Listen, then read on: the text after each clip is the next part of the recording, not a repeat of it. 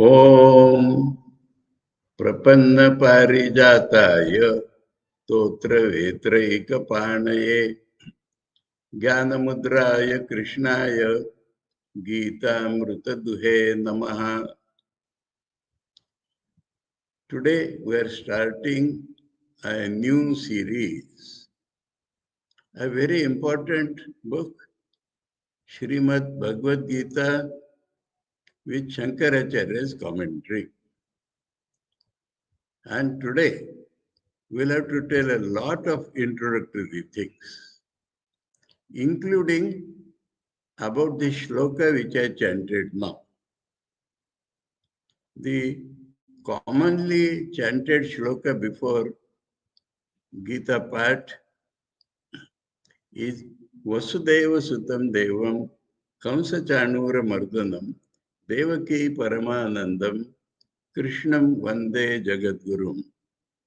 But I do not find any reference to Gita in that, except in a very vague, general way, Jagadgurum. From that we have to derive that he taught Gita.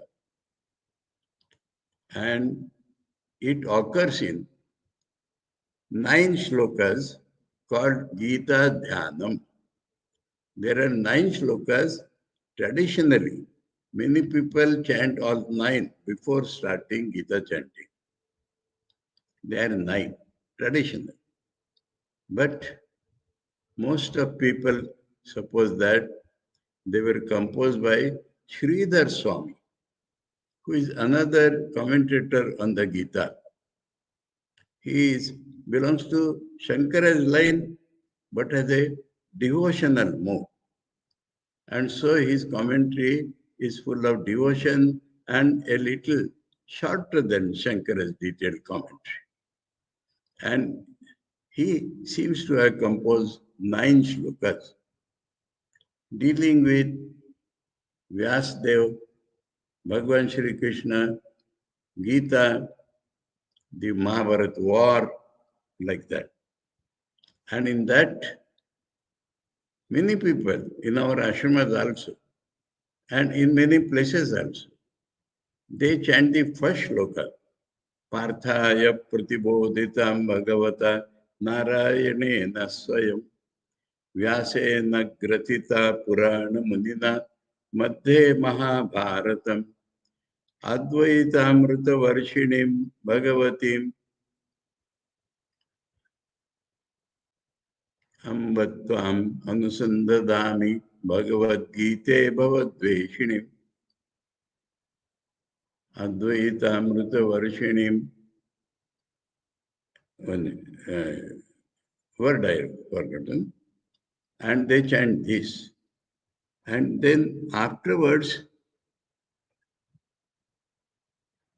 they chant the other shlokas.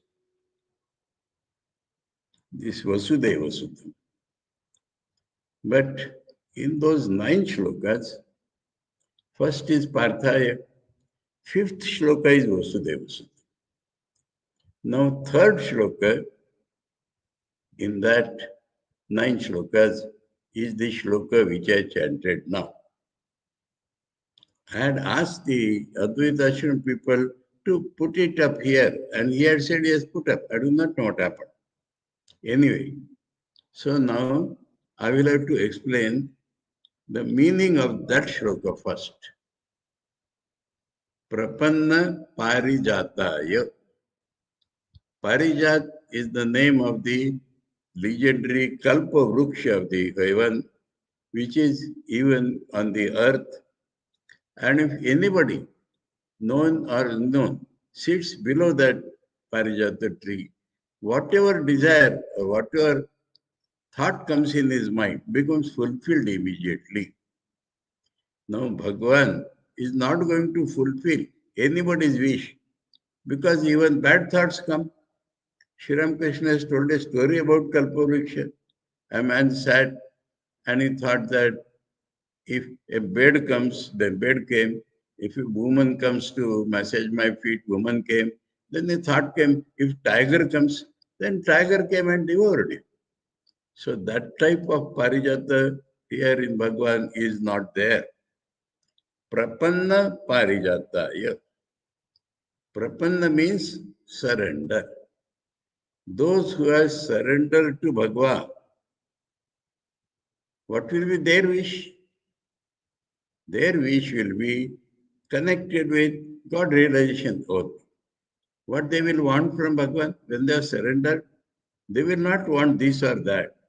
They will want that their mind should always be attached to God. Minimum is this. They will also want, if we can see Bhagwan, they will also request if we can realize our identity with Bhagwan. So according to the capacity, but something connected with experiencing Bhagwan or devotion to Bhagwan, or they may ask, Bhagwan may be able to follow what you have taught in the Gita. Maybe our all actions, may they be unselfish. Maybe our actions may be dedicated to you. We may have see you everywhere in this world. We may feel that you are beyond the gunas. So whatever is in the Gita, that only he will ask, and that Bhagwan will fulfill. So prapanna parijataya, not only parijataya. One who has surrendered to Bhagwan, what is he expected to seek? And why such a man, whatever he seeks, Bhagwan will fulfill. Prapanna parijataya. Now you know the occasion. The war was about to start. We shall get that reference in the Gita also. But Arjuna felt suddenly dejected from nowhere. We shall see those things. But now Bhagwan is holding the reins and a hunter, Chabuk, for the controlling the horses. And what Bhagwan does, he holds both of these things in his left hand. Totra, Vetra, Totra is reins. Vetra is that cane. Ekapana, in his one hand, that is in his left hand. He catches both of them and looks at Arjuna. Arjuna sitting behind, and Bhagwan is facing that side.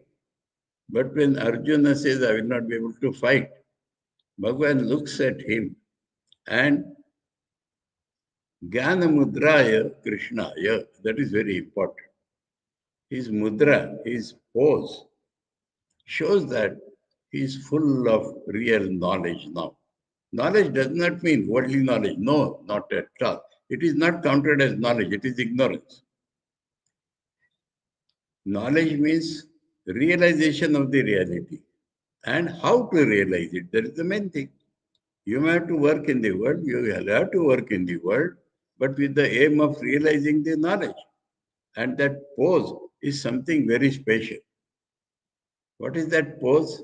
It is like this, like this. So what is special in that pose? If you see any animals, their thumb is only one of the fingers parallel. Only in man, we see that thumb opposes the forefinger. Thumb opposes the forefinger. No, forefinger is the symbol of action. And thumb is the controller of that action. So thumb exercises a control over all his actions. And then other three are the propensities of different works, and they are in a straight line. They are not wayward, they are not open, they have to be in a straight. This is the Jnana Mudra. And Krishna with Jnana Mudraya, Krishnaya. So in one hand, Totra Vetra Ekapanaye, because he wants to talk to Arjuna, and he has that power to control both the reins and the hunter in one hand. And by the other hand, This is the mudra. Automatically it has come in Krishna because he is now full of real knowledge. When he wants to teach Arjuna, he himself becomes full of real knowledge, already there in his mind. But at that point, he expresses that he is real full of knowledge. That is called Jnana Mudra. Jnana Mudra is Krishna. His name is Krishna. Krishna, not because he is black in color, no. That may be one of the gross aspects of his meaning. Karshayati iti Krishna, one who pulls everybody towards him, is called Krishna. The real meaning of the word Krishna is that Karshayati. He draws everybody's mind towards him.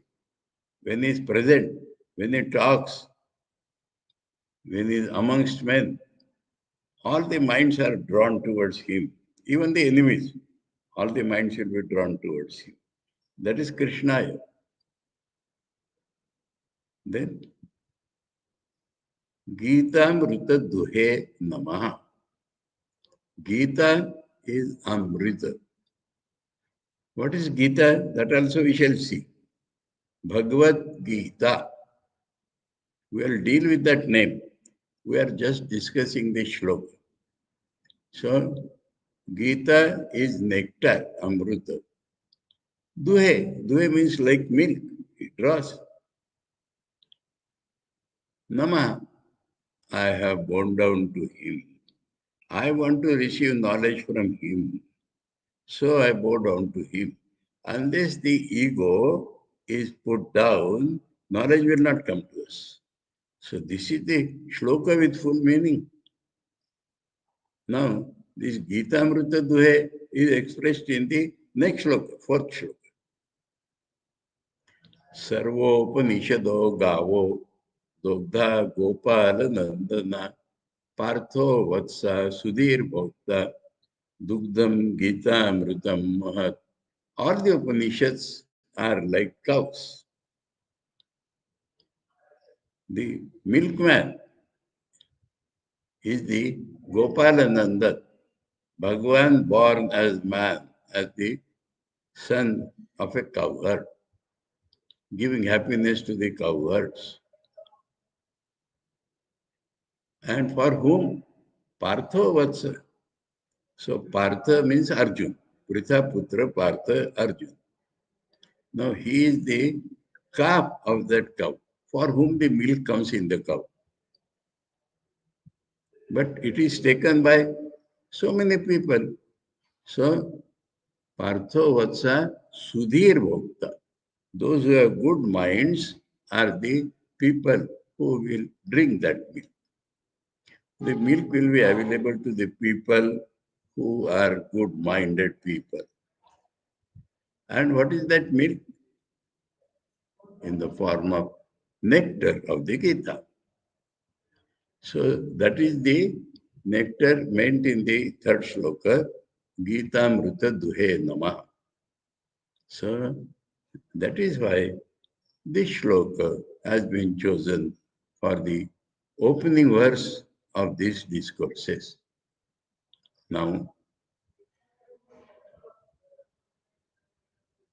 I said that Bhagavad Gita is the name of the book. Our style is to understand the theme from the name itself. Name is Bhagavad Gita. Shrimad, we say that is honorific title. Shrimad, that means the great, the honorable, the full of Aishwarya. That Bhagavad Gita is the proper name. Though popularly we call Gita, Gita, Gita. But Gita, there are many Gitas are there. 5 Gitas are counted as important. Other than 5 also, Gopi Gita is there, Uddhav Gita is there, Ram Gita is there, Ashtavakra Gita is there. So many Gitas are there. Because this is so popular, so powerful, so people call it Gita. Now, that is the question. Bhagavad Gita. Bhagavad Gita may mean sung by God. Now in this Gita, there are 700 shlokas. All are not sung by God, sung by Sanjaya, sung by Arjuna, sung by Dhritarashtra, sung by Duryodhan. Then how to justify the name?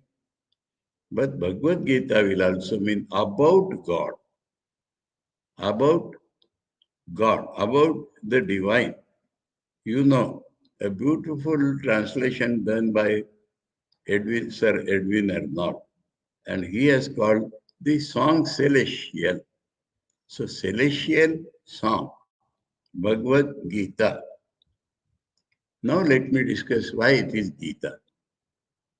Gita means song, that's all. Gitam or Gita, it means song. Now the question is, why it is sung? We find throughout the Gita, there is no prose. What Bhagavan talks is sung. What Arjuna says is sung. What Dhritarashtra says is sung.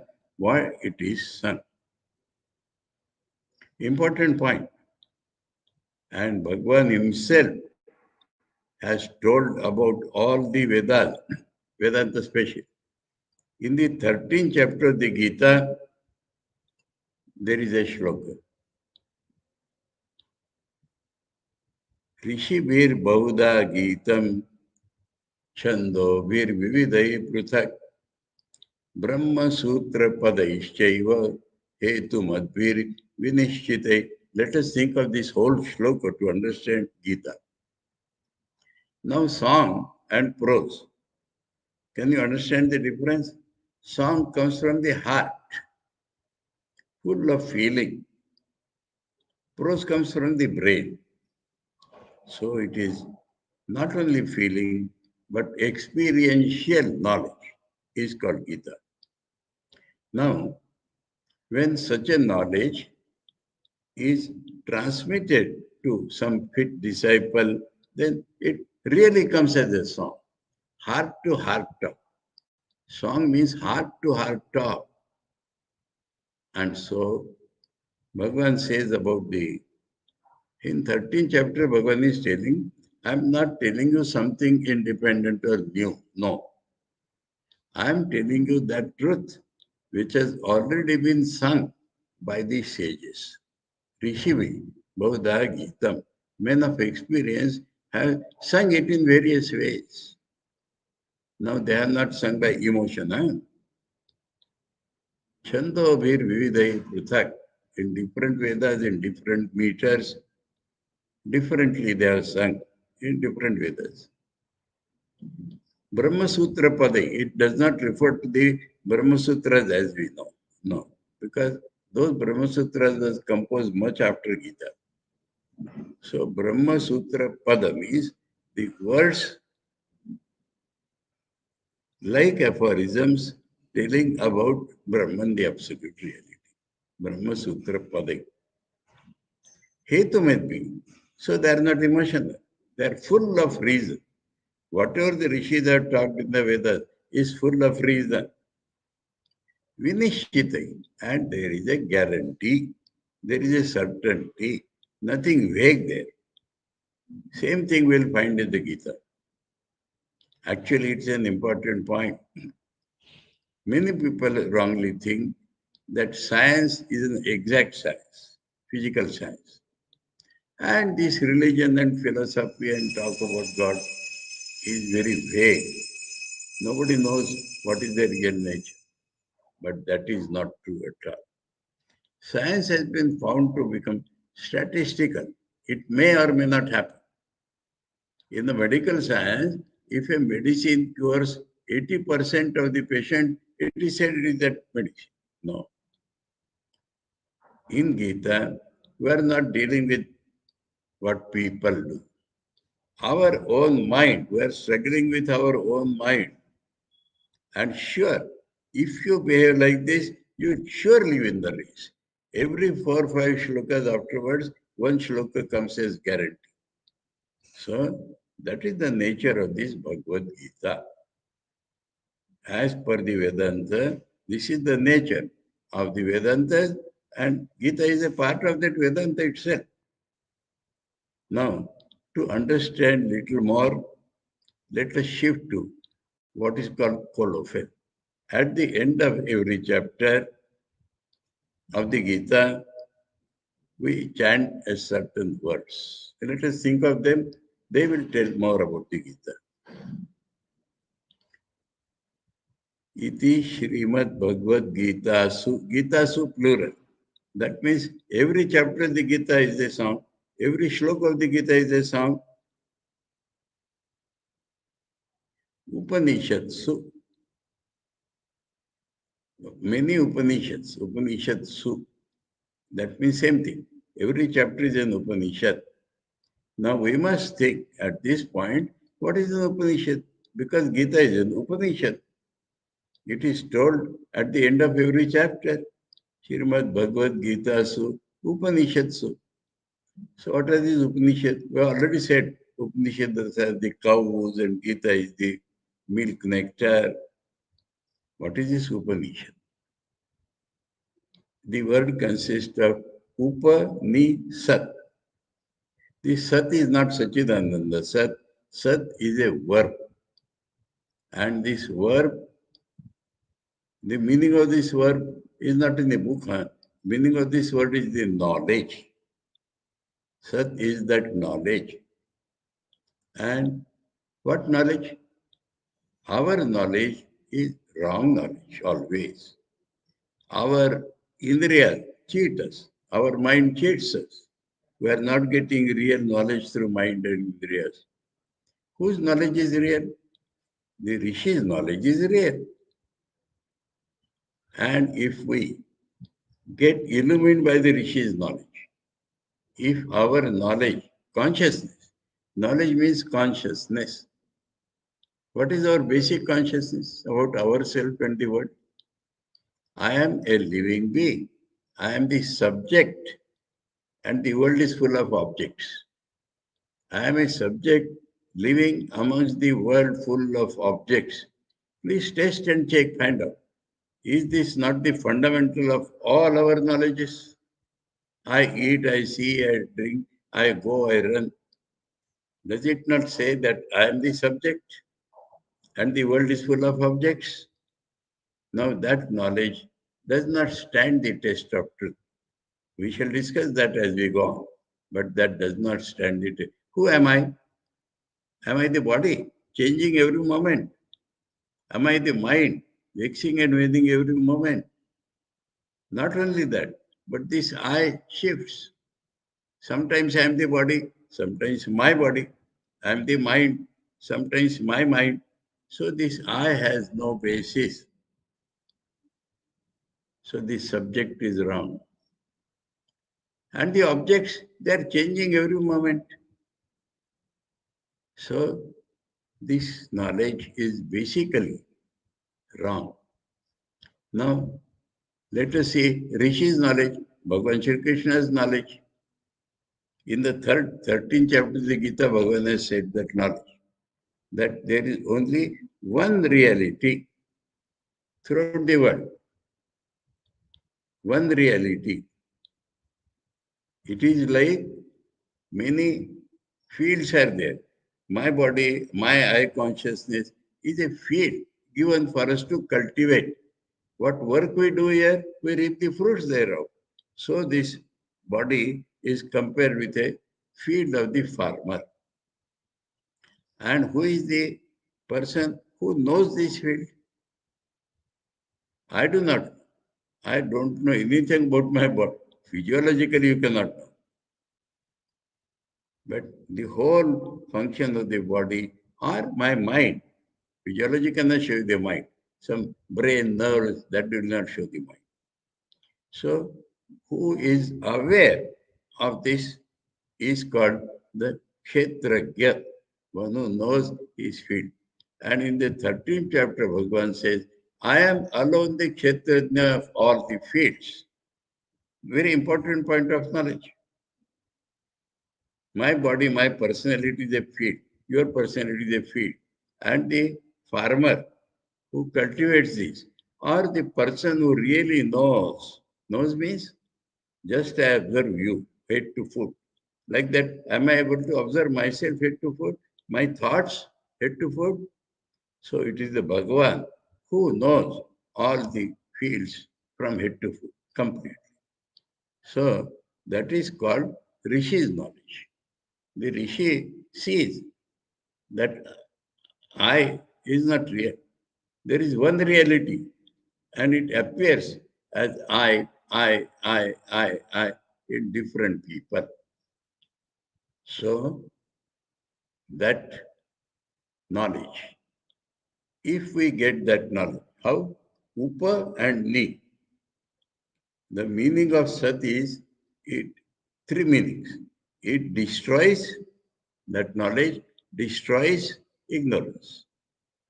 That knowledge forever. That knowledge gets us our own real nature. Though it is our real nature divine, but we don't possess it today. But that knowledge will make us get our real nature. And that will loosen all our bondages. Loosen means there are no more bondages. So that is the meaning. Upa means if we go near. If there is a guru, we'll go near him physically. If knowledge is there, how to go near? The meaning can be, we bring that knowledge near. We absorb, we assimilate it. It becomes our own knowledge. The other meaning is with devotion. With heartfelt devotion, we can go near that knowledge and absorb. Ni means Nishchay and Nishtha. We have to convince, we have to be fully convinced that this knowledge will change us, this knowledge will make us free. And this has to be maintained throughout till we get that knowledge. So that is called Nishtha. So Upanishad means that knowledge of the rishis of Bhagavan, which when cultivated by heart with firmness and steadfastness will remove our wrong knowledge or ignorance forever. It will get us our own real nature and it will vanish. It will make free. It will loosen, means make free. All the bondages of imperfection, of desires, all that will be useless. It will go away. That is the meaning of Upanishad. So Gita is an Upanishad. Gita are Upanishads, meaning that is what the colophon of every chapter will tell us. Srimad Bhagavad Gita Su Upanishadsu. Now what are the contents? Contents can be divided in two parts. Clear. Brahma Vidyayam Yoga Shastre. This is the whole of the Gita. Brahma Vidyayam. It will give us the how to culture that consciousness which is our real nature. Brahma Vidya. Brahman is the reality, Brahman is the knowledge itself. Vidya means when we culture that knowledge, when we make that knowledge grow in us, then it is called Vidya. Sometimes Vidya is used synonymous with knowledge, but Vidya is the culture of that knowledge, then it is called Vidya. So Brahma Vidya, the culture of that knowledge. And Yoga Shastra, yoga does not mean Patanjali Yoga, not at all. The meaning of yoga in Gita is Tat Prapti Upay, a method, a fixed method. Methods can be many, but there has to be a method. I have been always telling a story about it. In Rishikesh, when I was there, 78, 79, I wanted to go to Nilkant. Now, in front of our hut, there is the Ganges. If you cross the Ganges, then there is a mountain range, not Himalayas, pre-Himalayas. And we cross one, go to a hill, come down, then we climb another hill. There is Nilkanta temple. Now, the big way for going on foot is 10 kilometers because the slope has to be given. So go 5 kilometers north. Actually, 20 they count. 20. 5 kilometers north, cross the Ganges, then come with a zigzag motion, slow, gradual, and then you reach that. These days it has become motorable, but motorable will be 30 kilometers. And then there is a path along that hill. Zigzag path, you know. You can climb that hill, come down, climb next hill. Now I thought, why should I go by the distant paths? I will climb by the short path. So I started going. Even that is a zigzag path. I thought, why not make it straight? It will be still shorter. Foolishly, I went about 10 or 15 steps and reached a spot where I could not see east, west, south, where I am going and where I have to go. So I am lost. I heard some people's voice. So I understood that they will be on the road. So I raised my voice and asked them, where are you? They understood that some man has lost his way. They say, we'll talk loudly. Please come in the direction of our sound. So I reached them. They asked in Hindi, Mahatma ji, kahan ja rahe the? Oh, great sadhu, where were you going? I was ashamed to tell I am going to Nilkant. So I simply said, I was trying to climb the hill. Pad chad raha tha. They said, immortal words. I never forget that what happened in 1978. Mahatma ji, पहाड़ पर चढ़ने का भी एक रास्ता होता है. Oh sadhu, to climb the mountain even there is a fixed path. Now here itself we saw 3 paths. The motorable road, the regular walking road, and this pahad, the zigzag road on the pahad. But even the zigzag road is a fixed road. You cannot go, you cannot climb as you like. So that is the yoga. Yoga means a fixed path to go. In the Gita itself, every chapter will be called a yoga. Arjuna Vishada Yoga, Sankhya Yoga, Karma Yoga, Jnana Karma Sannyasa Yoga, like that, 18th chapter, Moksha Sannyasa Yoga. So different paths will be there to suit all types of human beings. That is the greatness of the Gita. It is not one path, but the path has to be fixed. You cannot go by your subjective way. The great people have traveled. When they travel the ocean first time, they meet a lot of difficulties. Then they draw a map. Here there is danger, here you can go, here you can go. Chartered sea it is called. So like that, there has to be a fixed path. That is Yoga Shastra, a science of the fixed paths of yoga. 6 paths to methods to realize that Brahma Vidya. So, Srimad Bhagavad Gita Su, Upanishad Su, Brahma Vidyayam Yoga Shastra. And how do we get it? In the what form it is given to us? Shri Krishna Arjuna Samvade. As a dialogue between Shri Krishna the Paramaguru and Arjuna the seeker, disciple. You will find all the Upanishads, whether expressly stated or not, are dialogues between gurus and shishyas. And the shishya's position is equally important with guru's position. The great sage, now the thing has come. Shall I put it now? What will happen if I put it now?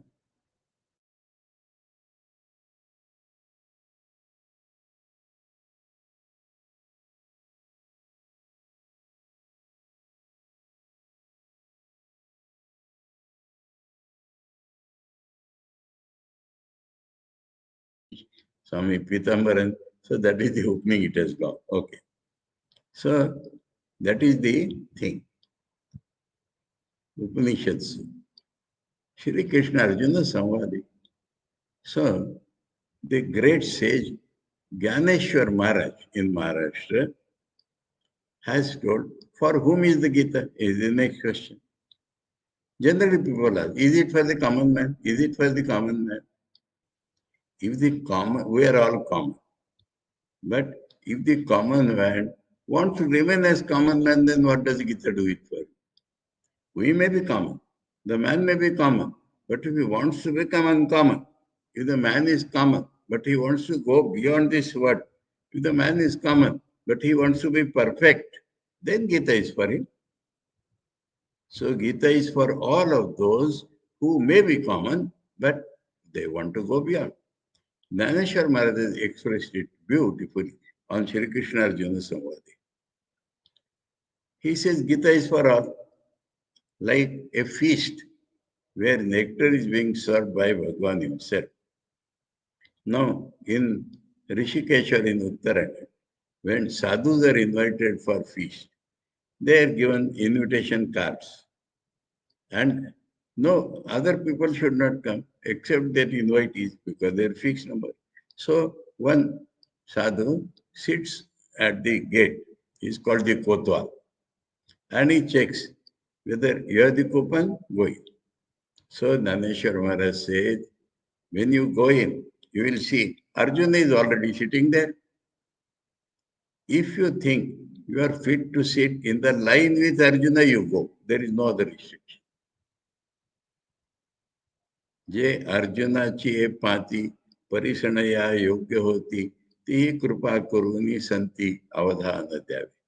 Let those great people pay attention to what I am telling, those who are fit to sit in the line with Arjuna. Meaning is that we must understand Arjuna's mind, then only will really understand Bhagavan Shri Krishna's stuff. In every Upanishad, there is a disciple. Bhrugur Vayu Aruni, Aruni is teaching. Shvetaketu was the son of Aruni. So the Nachiketa went to Yama. So the disciple's name is taken first because he gets that knowledge. He draws the knowledge from the Guru. And then only that becomes practical in our life. And so, the Sri Krishna Arjuna Samvad tells us, as Dhaneshwar Maharaj has said, we must be mind like Arjuna. We will have to discuss that point, important point. What is Arjuna's mind? And then only we'll understand what Sri Krishna is telling. Otherwise, people go on fighting. From their own mind they discuss. That is not the way. And so, Arjuna will find one thing. Yashreyasya nishitam bruhitam me. He has not forgotten that the aim of life is something beneficial, is something which is permanently good, which is the goal of life that he knows. What has happened is he has forgotten his way for that. Swadharma has forgotten the way, his way. Every person has his own way chalked up. Though in generalization we say this is the way for Brahmin, for Kshatriya, for this and that, for woman, for man. But every person has to walk on his way. That Arjuna has forgotten. We shall see all those things also. But he is sure that he has to go towards one goal of getting God, of realizing Brahman. That he has not forgotten. And he says to Krishna,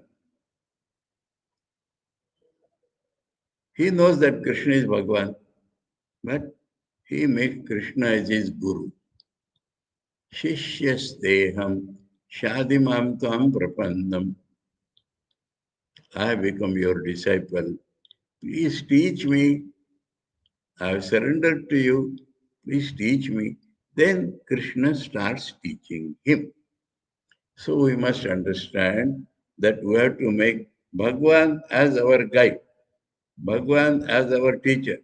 Symbolically, we shall discuss that things tomorrow, when they wanted to fight the war, both Duryodhana, let me tell that story.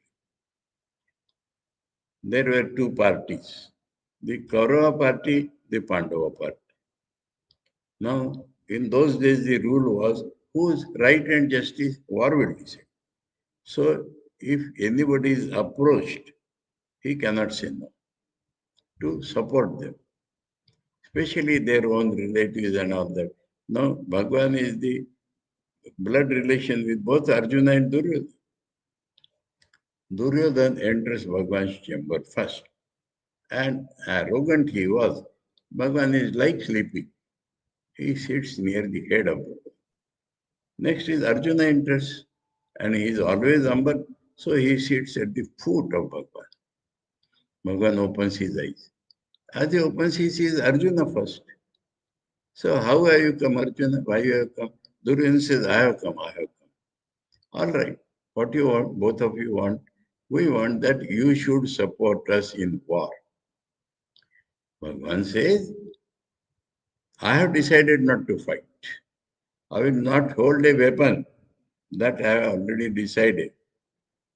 But I have one Akshohini, a big number that contains both artillery, elephants, chariots, and man on foot. So I have one Akshohini, Narayani Sena, which is supposed to be unconquerable. So Narayani Sena on one side, I without a weapon on the other side. Because I saw Arjuna first, I will give the choice to Arjuna. Arjuna, what you want? I want you. Oh Lord, I want you. Duryodhana was happy. No quarrel. What shall I do with this fellow if he will not fight, if he will not hold a weapon? And one Akshohini, Narayani Sena, unconquerable. So he is ready to accept anyway. Bhagwan, after he went, Bhagwan tells Arjuna, Arjuna, with how much better trick I gave the first choice to you. Have you acted wisely? Arjuna says, Bhagwan, to kill all the wicked people, I do not want your help. I am alone, capable of killing all the wicked people in the world. But I want you. As my friend, philosopher, and guide, I want you to guide me always. And as a symbol of that guidance, he said, will you become my charioteer? Charioteer is the person who is guiding the warrior in the war. So that is the symbol. Charioteer is a great symbol of guide. So will you become my charioteer? Bhagavan says yes. So here also we see what Arjuna is. Then shall we dwell a little more? No, Arjuna's character. Arjuna has all the defects which we have. That makes him dear to us. But there is a big difference. Big difference. Arjuna wants the goal of life. Arjuna does not want this or that of life. Arjuna wants the goal of life. Arjuna wants to get corrected by the Guru. Arjuna knows he is making errors of judgment. So he seeks Krishna's guidance. Now, can we become like that? We are full of errors, accepted. Common man, okay, common man. But are we ready to be guided by Bhagwan's guidance? We are free to ask any questions. That guidance is not blind obedience. Now, Arjuna asked so many questions. Till he is satisfied, Bhagwan will go on replying to all questions. That is another beauty of Shri Krishna Arjuna Samvad. In the end, in the 18th chapter, Bhagwan will ask him a question. Have you understood? Has your delusion gone? Arjuna said, say yes, by your grace, my delusion is gone. So that is the relation between the teacher and the taught. The taught knows that he is in error. The taught knows his goal is fixed. The taught knows that this man can guide me to the goal and is ready to follow, ready to get corrected. He is free to ask all the questions in his mind. and he will get answers. That is the relation we see between Narendranath, Swami Vivekananda, and Sri Ramakrishna. Same type of relation exists here. And so that is the relation we expect. That is the Shri Krishna Arjuna Samvad. So from that colophon itself, we are learning all these things. Srimad Bhagavad Gita Su, Upanishad Su, Brahma Vidyayam Yoga Shastri, Shri Krishna Arjuna Samvad. Then each chapter is a yoga. Arjuna Vishada Yoga, that we shall deal when we come to the text. So this in a nutshell is an introduction. Now one more point. To understand this Gita, Shankar himself has said in his commentary that many people, because of the greatness of the Gita, they thought it requires explanation to the modern mind, to the mind of those ages. So, and many people, pada padartha vakyartha nyayena, they explain the words, they explain the meaning of the words, and when a sentence gets complete, they explain the sentence. In this way, many people have commented on the Gita. This is what we find among the Vedantis of today. How you explain? Pada padartha vakyartha. Shankar says, but because of that, all the general people have become confused. What is the real meaning? So by explaining pada, padartha and vakyartha, you do not get the real meaning of the spiritual scriptures. I will add some words of mine. Pada, padartha, vakyartha, bhavartha, tatparyartha, gudhartha, the bhav, the idea within. Dhaneshwar Maharaj has called, we know it Dhaneshwari. Shankar Bhashya, like Dhaneshwari Tika. Dhaneshwar Maharaj himself has called it Bhavartha Deepika. Gita, Bhavartha Deepika. A light showing the Bhavartha. So Bhavartha, Gudhartha, the deeper meaning. Tatparyartha, where is it leading us to? What it wants us to change. So when we study the Gita, this should be our attitude. I have just now said that our consciousness needs to be corrected. Our consciousness needs to be changed as per the Rishi's consciousness. Now we have to be reading. So every shloka of the Gita we read, whenever we read, whatever we read of the Gita, we should seek what Gita is asking us to change. Gita is a comprehensive book. Though it is called Upanishad, but Upanishad does not deal much with the work portion. Gita is comprehensive. No, what work? How we have to change our work? How we have to change our attitude in work? How we have to change our physical habits? How we have to change our mental habits? Ultimately, we have to change our consciousness. But we do not come to grips with our consciousness. Till we come to grips with our consciousness, we have to change our physical habits. We have to change our attitude. We have to change our mental habits. All that we must seek from the Gita. When we read the Gita, when we study the Gita, this should be our attitude. What the Lord wants us to change. What was wrong in Arjuna which he had to change? What was right in him? What was wrong in him? Where he had slipped in his thought. So we should not slip at that place. And that is why I think today, sufficiently we have discussed Srimad Bhagavad Gita, Upanishad, Brahma Vidya, Yoga Shastra, Shri Krishna Arjuna Samvad, such and such yoga. So this change of consciousness conveyed by the word Upanishad is the main thing. But in the Upanishad, only the change of consciousness is discussed. But here, what change in our work, in our attitude of work, in our feelings, in our love, in every faculty of our life, what changes we require. This we must seek from the Gita. Then reading the Gita is worthwhile and it will give us the goal of life, which is nothing short of our realizing our own divine nature. So, our divine nature, how to love God, how to know God, how to work for the Lord, that how is very important.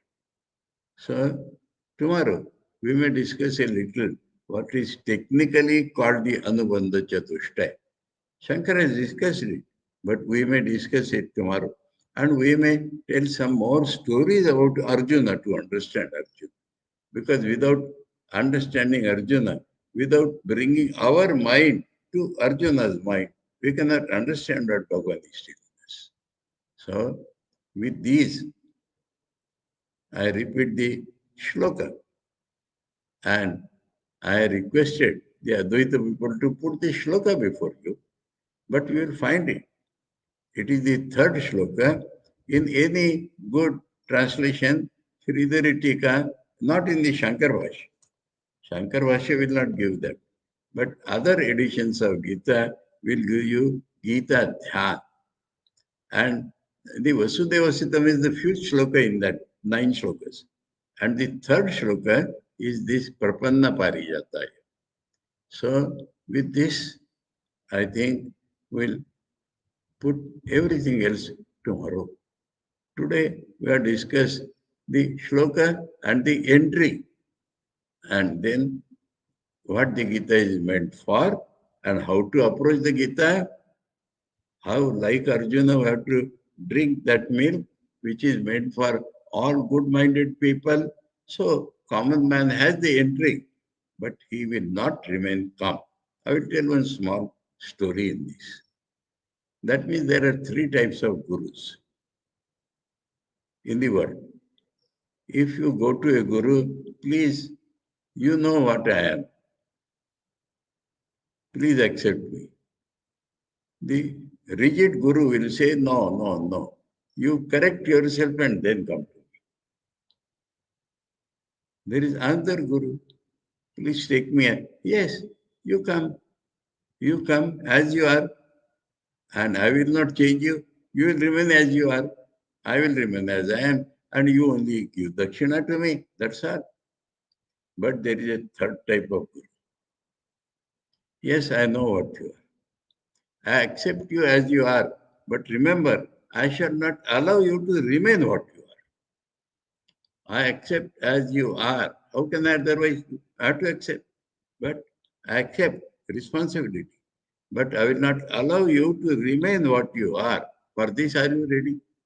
Are you ready to get changed by my advice, by my suggestions? Then you come to me. So that is the only real guru. Otherwise, what is the use of guru and shishya?